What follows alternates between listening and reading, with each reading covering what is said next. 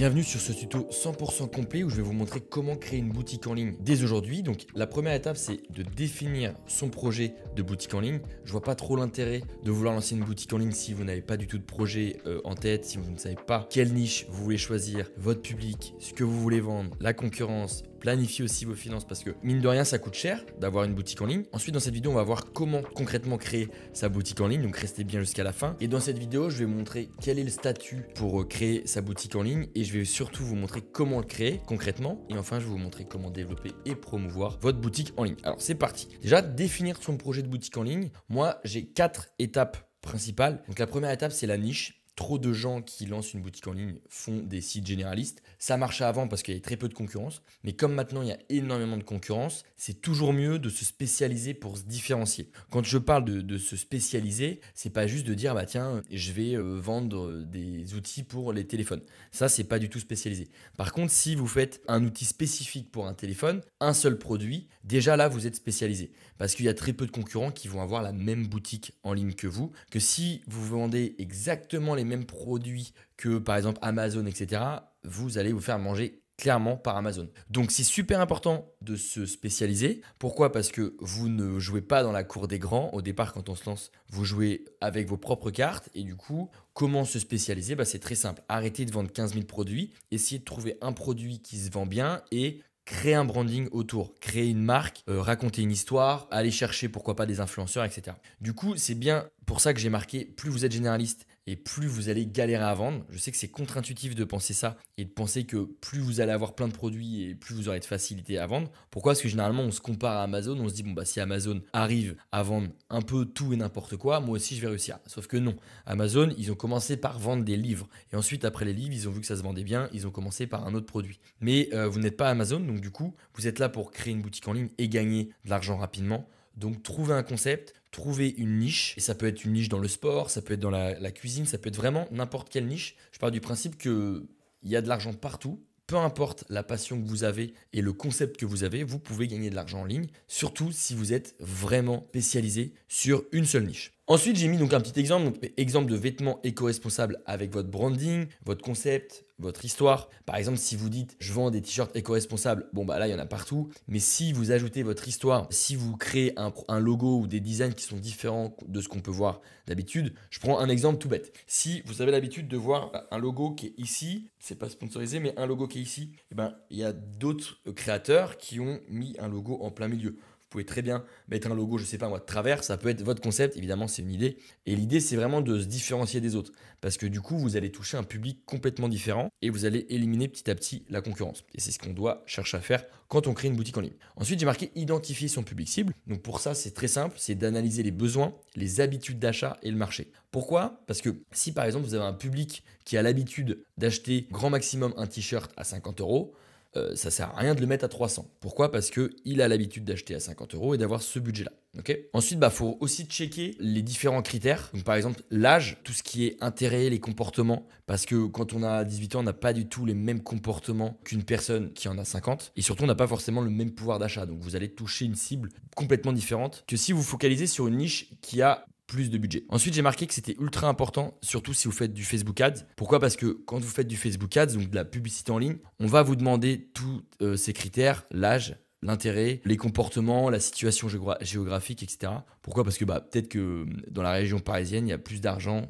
plus de budget que dans une autre région de France. Ensuite, d'étudier la concurrence, c'est très simple, pas besoin de faire de benchmark. Ça, c'est ce qu'on nous apprend en école de commerce, mais c'est le pire truc à faire. Parce qu'en fait, si vous copiez ce que font vos concurrents, le problème, c'est que vos concurrents peuvent faire de la merde depuis des années. Et du coup, vous allez copier ce que font vos concurrents, donc vous n'allez pas forcément innover. Moi, ce que j'aime bien faire, c'est de me dire, ok, je vais me focaliser sur une cible, donc un petit segment de marché. Je vais essayer de les contacter, je vais vraiment essayer de comprendre comment ils fonctionnent, etc.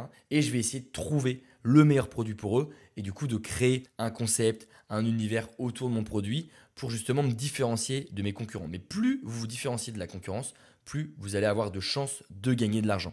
Et ça, c'est vrai. Donc ensuite, il y a d'identifier les opportunités de différenciation. Donc comment on peut se différencier? On y reviendra plus tard, mais avec le prix. Si par exemple vos concurrents ont l'habitude de proposer des prix à 30, 20 euros maximum, si vous pouvez très bien faire une expérience premium et d'augmenter les prix à 100 euros par exemple. Ensuite, j'ai marqué au niveau de l'expérience client. Si vos concurrents livrent en 7 jours, essayez de trouver une solution pour livrer en 48 heures. Ensuite, ça peut être au niveau du concept. Bon, bah, si vos concurrents proposent un prix fixe, essayez de trouver un concept avec un abonnement. Vous avez vu, en fait, c'est à chaque fois qu'on crée une boutique en ligne, et même de manière générale quand on entreprend, l'idée c'est de se différencier. Par exemple, Netflix, qu'est-ce qui s'est passé? Ils ont pris les DVD qu'on pouvait louer dans des bornes à l'époque et ils se sont dit, bah, nous, on va faire une plateforme digitale et on va faire un abonnement. Et c'est comme ça que Netflix est né et cartonne aujourd'hui. Ensuite, ça peut être au niveau du produit. Vous pouvez très bien vous différencier au niveau du produit. Si par exemple, on peut reprendre l'exemple d'Apple, les 3/4 des ordi se ressemblent tous. Et puis à côté, il y a les MacBooks. Et les MacBooks sont complètement différents. Donc là, ils se différencient sur le produit, par exemple. Ça peut être après sur le packaging, etc. Ça, je vous laisse vraiment creuser. Je ne vais pas non plus entrer dans les détails à chaque fois. Planifier ses finances, ça c'est super important. Pourquoi? Parce qu'il y a beaucoup de gens qui ont une boutique en ligne et qui se retrouvent un peu bloqués parce qu'il y a un moment donné où ils n'ont plus du tout assez de finances. Soit vous faites du dropshipping, donc pas forcément d'acheter des produits de mauvaise qualité, mais juste de pas forcément avoir de stock chez vous. Vous pouvez aussi regarder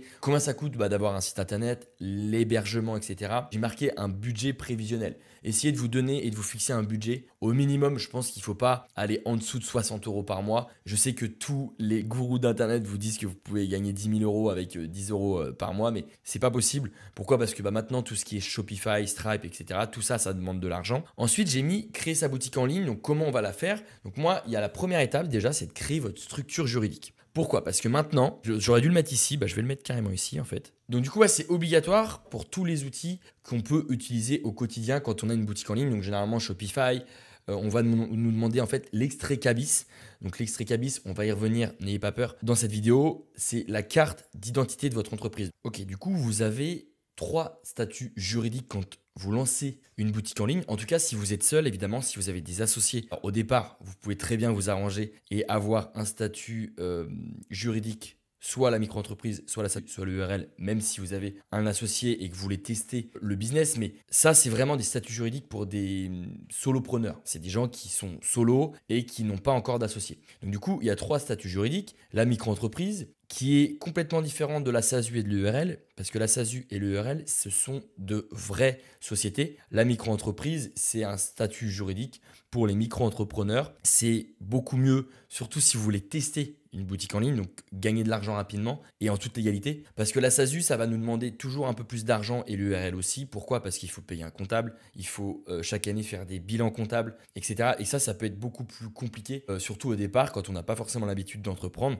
que la micro-entreprise, c'est une gestion beaucoup plus simple, surtout sur le long terme. Et en plus de ça, elle est beaucoup moins imposée que la SASU ou l'URL. La SASU ou l'URL, il faut un chiffre d'affaires, ensuite il faut se verser un salaire, etc. Là, c'est en fonction de ce que vous allez vendre, ça sera en gros votre salaire. Évidemment, il y a juste l'URSSAF et l'impôt sur le revenu à payer. Donc du coup, moi je vous conseille très sincèrement et en toute franchise de commencer par la micro-entreprise. Et si votre boutique en ligne commence à très bien fonctionner, vous pourrez passer de la micro-entreprise à SASU ou EURL pour optimiser fiscalement votre argent. Ok? Donc du coup, cliquez bien sur le lien en description et je vais vous montrer comment concrètement vous pouvez vous aussi créer votre micro-entreprise. Et à la fin de cette vidéo, vous aurez toutes les cartes en main pour commencer à vendre en toute légalité. Donc vous cliquez bien sur le lien en description et on y va. Donc on arrive sur cette page-là, créer votre micro-entreprise. Alors, est-ce qu'elle est artisanale ou pas? Si vous faites de l'achat-revente, c'est considéré comme non artisanal. Par contre, si vous fabriquez des bougies et que vous mettez ces bougies-là sur votre boutique en ligne,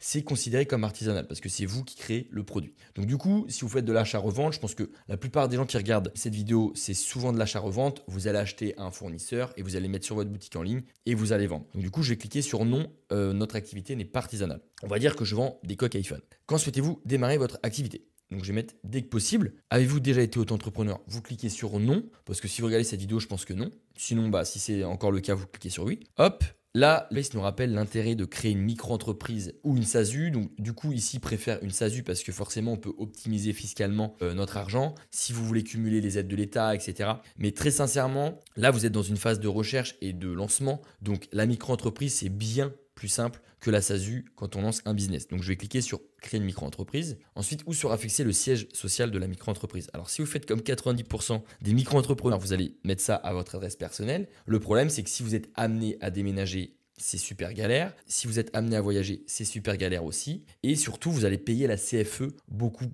plus cher que si vous domiciliez votre micro-entreprise directement chez Legal Place. Parce que chaque année, chaque micro-entrepreneur doit payer la CFE, c'est la cotisation foncière des entreprises. Et c'est basé sur quoi? Sur 2 critères. La localisation de votre micro-entreprise et votre chiffre d'affaires. Donc si vous mettez votre micro-entreprise directement chez vous, à votre adresse personnelle, vous allez payer beaucoup plus de CFE que si vous la mettez à cette adresse-là. Donc du coup, moi je vais cliquer sur ça. Ensuite, quel est votre domaine d'activité? Donc moi ici, je vais mettre que si je fais de la vente en ligne, ou alors vous pouvez très bien mettre achat-revente ou commerce, mais ici c'est vraiment de la vente en ligne puisqu'on a une boutique en ligne. Vente en ligne, monsieur donc Louis Pile, là je fais continuer. Quelles sont vos coordonnées? Continuer. L'adresse email, continuez aussi. Votre numéro de téléphone, continuez. Et ensuite, moi, je vais cliquer sur lancer mon activité en déléguant toutes les démarches. En gros, vous allez vous occuper de votre boutique en ligne et laisser un service qui va s'occuper de toutes les démarches de la création de votre micro-entreprise. Et vous êtes sûr de ne pas faire d'erreur. Vous êtes sûr d'avoir les papiers qui soient conformes et au moins, vous pouvez vous lancer très rapidement en toute légalité. Continuez. Donc là, il se prépare votre dossier, le dossier de votre micro-entreprise.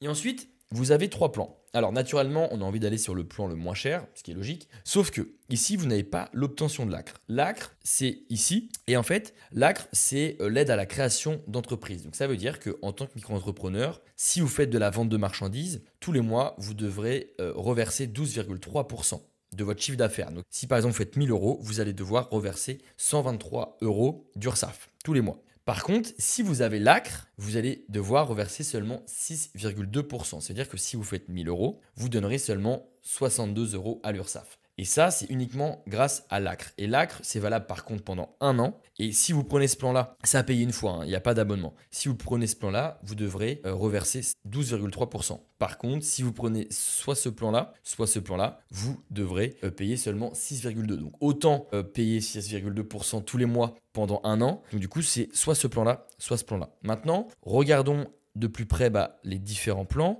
Du coup, ici, vous allez avoir l'aide à l'obtention de toute aide publique. Donc, si vous voulez cumuler le chômage, etc., ça peut être super intéressant. Ensuite, vous allez avoir la domiciliation qui va être offerte pendant 1 an. Donc, ça veut dire qu'en gros, votre micro-entreprise sera domiciliée chez Legal Place. Donc, vous allez économiser jusqu'à 1000 euros de CFE. Souvenez-vous, la cotisation foncière des entreprises pendant 1 an. Et en fait, la domiciliation, normalement, de base, elle est à 17 euros par mois. Et ici, c'est offert pendant 1 an. Donc, ça vaut clairement le coup. Ensuite, ça va forcément protéger l'anonymat de votre adresse personnelle. Pourquoi? Parce que personne ne pourra connaître votre adresse personnelle puisque l'adresse professionnelle, donc l'adresse de votre micro-entreprise, ça sera l'adresse de Legal Place. Pareil, là, vous allez avoir un compte professionnel Legal Place Pro pendant 1 an, donc qui sera offert. C'est quoi? Et en fait, parce que quand vous êtes micro-entrepreneur, vous êtes obligé à partir de 10 000 euros de chiffre d'affaires de séparer votre vie perso de votre vie pro. Donc en gros, d'avoir un compte bancaire personnel, donc pour votre loyer, vos courses, etc. et un compte bancaire professionnel. Donc là, pour votre téléphone, votre ordinateur, vos charges, etc. Et surtout, en fait,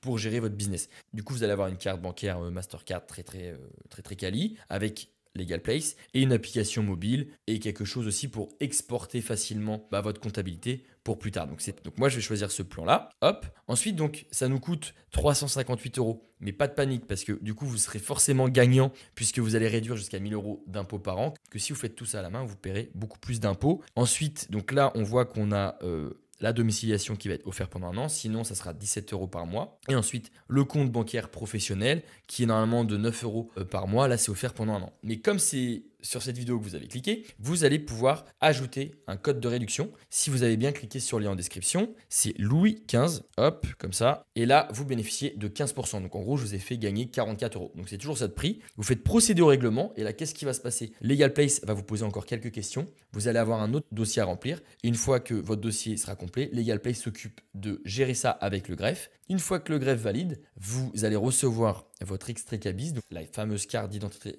de votre entreprise. Et quand vous allez recevoir votre extrait CABIS, vous pourrez commencer sur l'étape 2 de créer votre site web. Pourquoi? Parce que Shopify, si vous voulez gagner de l'argent, par exemple, vous serez obligé de renseigner les informations de votre micro-entreprise. Donc du coup, maintenant, on arrive à l'étape 2, donc créer son site web. Alors moi, je vous conseille très sincèrement Shopify. Pourquoi? Parce que Shopify, c'est très simple à gérer. On n'a pas besoin d'avoir un profil tech pour gérer une boutique en ligne avec Shopify. C'est pas très cher. En plus, c'est assez facile de gérer du stock ou pas. Parce que soit vous avez un business artisanal, c'est-à-dire vous créez vos produits chez vous et du coup, vous allez pouvoir ajouter du stock directement avec Shopify, soit vous passez par une application directement depuis Shopify et vous pourrez faire du dropshipping. Donc du coup, je conseille vraiment Shopify. En plus, vous pouvez directement acheter un nom de domaine à partir de Shopify et il y a quelques applications qui peuvent vous faire gagner d'un point de vue professionnel. Pourquoi? Parce que vous pouvez acheter des thèmes pour votre site, pour vous différencier. Vous avez des applications pour mettre des pop-up, pour gérer des newsletters, des blogs, etc. Donc c'est vraiment ultra puissant d'utiliser Shopify. Grand maximum, ça coûte, si on calcule sur l'année, ça coûte 50-60 euros par mois. Et du coup, je vous conseille d'avoir ça parce qu'en une ou deux ventes, vous avez remboursé l'abonnement Shopify.